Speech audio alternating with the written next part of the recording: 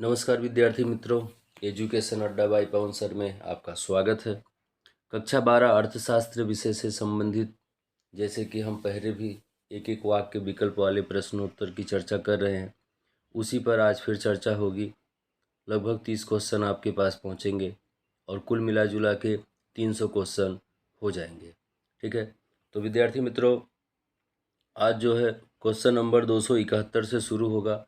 इसके पहले के जो क्वेश्चन है 270 अलग अलग वीडियो के द्वारा आप तक पहुंचा दिया गया है और आशा है आप सारे क्वेश्चनों को, वीडियो को अच्छी तरह से देख रहे हैं और परीक्षा की तैयारी भी अच्छी तरह से कर रहे हैं। तो चलिए आज की शुरुआत करते हैं। क्वेश्चन नंबर 271, विश्व के तमाम अर्थतंत्रों में सबसे महत्वपूर्ण क्षेत्र कौन सा है? आपका आंसर है कृषि क्षेत्र। क्वेश्चन नंबर 272, भारत को किस देश के रूप में जाना जाता है? आपका आंसर है कृषि प्रधान देश। क्वेश्चन नंबर 273, भारतीय अर्थतंत्र के विविध क्षेत्र किस क्षेत्र पर आधारित हैं? तो आप सबको अच्छी तरह से पता है कि जब कृषि क्षेत्र औद्योगिक क्षेत्र की रीढ़ की हड्डी के समान है। अगर कृषि क्षेत्र नहीं होगा तो औद्योगिक क्षेत्र का विकास भी संभव नहीं है। इसलिए आपका आंसर है कृषि क्षेत्र। क्योंकि अगर खेती में से कपास का उत्पादन होता है तो ही कपड़ा बनेगा, खेती में से आलू का उत्पादन होगा तो ही चिप्स बनेगा, खेती में से अगर गन्ने का उत्पादन होगा तो ही चीनी बन पाएगी। इसलिए औद्योगिक क्षेत्र का रीढ़ की हड्डी के समान कौन है? कृषि क्षेत्र। क्वेश्चन नंबर 274, 2011 की जनगणना के अनुसार कितने प्रतिशत लोग ग्रामीण विस्तार में निवास करते हैं? तो आपका आंसर है 68.8%।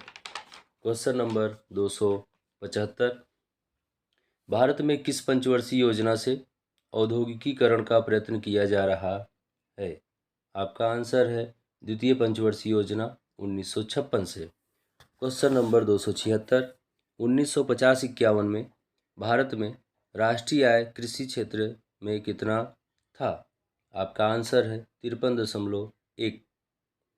क्वेश्चन नंबर 277, 2011-12 में कृषि क्षेत्र से राष्ट्रीय आय का हिस्सा कितना था? आपका आंसर है 13.9। क्वेश्चन नंबर 278, भारत की निर्यात आय में कृषि क्षेत्र का योगदान कितना है? आपका आंसर है 14.2। क्वेश्चन नंबर 279, अंग्रेजों के शासनकाल में जमीन महसूल वसूल करने की रीतियों के नाम बताइए। तो विद्यार्थी मित्रों, आपका आंसर है जमीन महसूल वसूल करने की 3 रीतियाँ थी: जमींदारी प्रथा, महालवारी प्रथा और रैयतवारी प्रथा। क्वेश्चन नंबर 280, नगद फसल के उदाहरण दीजिए।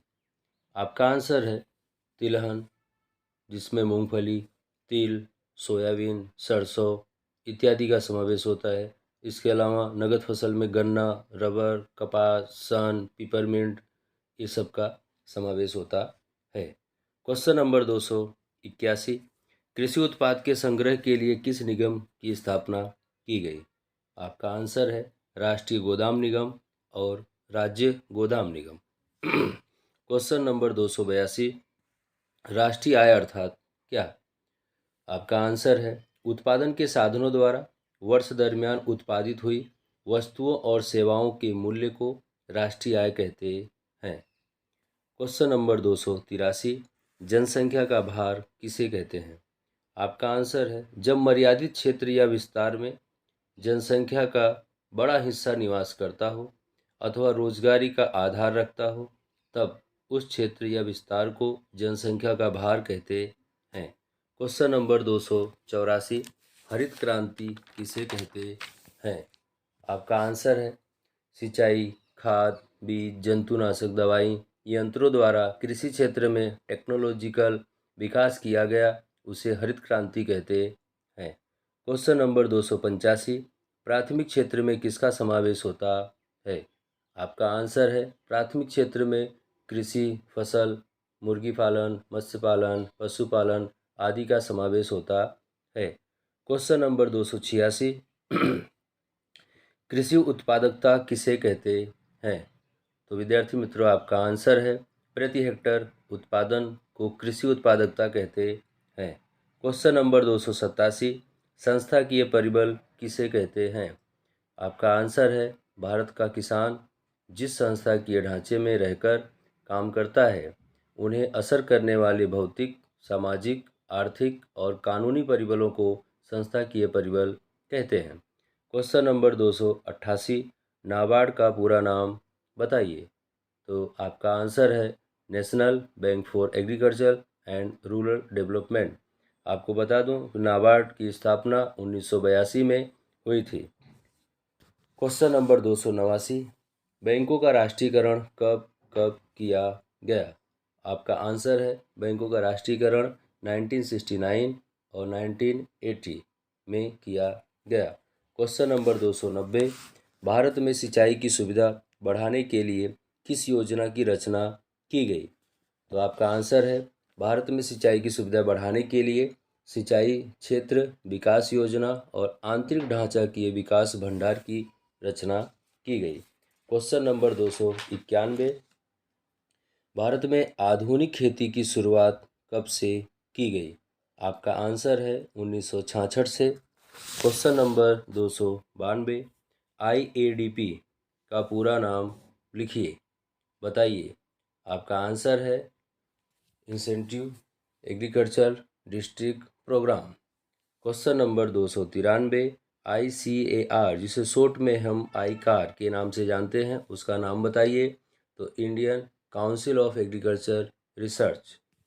क्वेश्चन नंबर 294, अमेरिका में प्रति हेक्टर कितना जंतुनाशक दवा का उपयोग होता है? आपका आंसर है 7 किलोग्राम। क्वेश्चन नंबर 295, सरकार ने प्रादेशिक ग्रामीण विकास की रचना कब की? आपका आंसर है 1975 में। क्वेश्चन नंबर 296, नाबार्ड बैंक की स्थापना कब हुई? तो अभी थोड़ी देर पहले मैंने आपको जब नाबार्ड का पूरा नाम पूछा गया था तभी बताया था 1982 में। क्वेश्चन नंबर 297, कृषि उत्पादन की गुणवत्ता के अनुसार उसका योग्य वर्गीकरण करने के लिए किस प्रथा को शुरू किया गया? तो आपका आंसर है एग मार्क। एग मार्क से क्या होता है कि हमें स्पष्टीकरण होता है कि कौन सी वस्तु है सही गुणवत्ता की है, खराब गुणवत्ता की है, नॉन वेज है कि वेजिटेरियन है, ऊन है, सोना चांदी है, सब पे एग मार्क का चिन्ह लगता है। क्वेश्चन नंबर 298, भारतीय किसानों को जंतुनाशक दवाइयों के अलग अलग प्रकार और उनके जहरीलेपन से संबंधित जानकारी देने के लिए किस संस्था की स्थापना की गई है? तो आपका आंसर है CIBRC की स्थापना की गई है। क्वेश्चन नंबर 299, भारत में विविध कृषि संशोधन करने वाली संस्था बताइए। तो आपका आंसर है ICAR। क्वेश्चन नंबर 300, आज का इस वीडियो का लास्ट क्वेश्चन है, भारत में जंतुनाशक दवाइयों का उपयोग प्रति हेक्टर कितना है? तो विद्यार्थी मित्रों, आपका आंसर है 0.5 किलोग्राम। जापान है, अमेरिका है, यूरोप है, कोरिया है, इन सभी देशों की तुलना में भारत में सबसे कम जंतुनाशक दवाई का उपयोग होता है। इन सभी देशों में भारत की तुलना में कई गुना प्रति हेक्टर अधिक दवाइयों का उपयोग होता है, परंतु भारत एकमात्र ऐसा देश है कि जिसमें आज भी जंतुनाशक दवाइयों की मात्रा बहुत कम उपयोग में ली जाती है। ठीक है, तो आज का ये वीडियो यहीं पे पूरा होता है। अगला वीडियो 301 नंबर से शुरू होगा।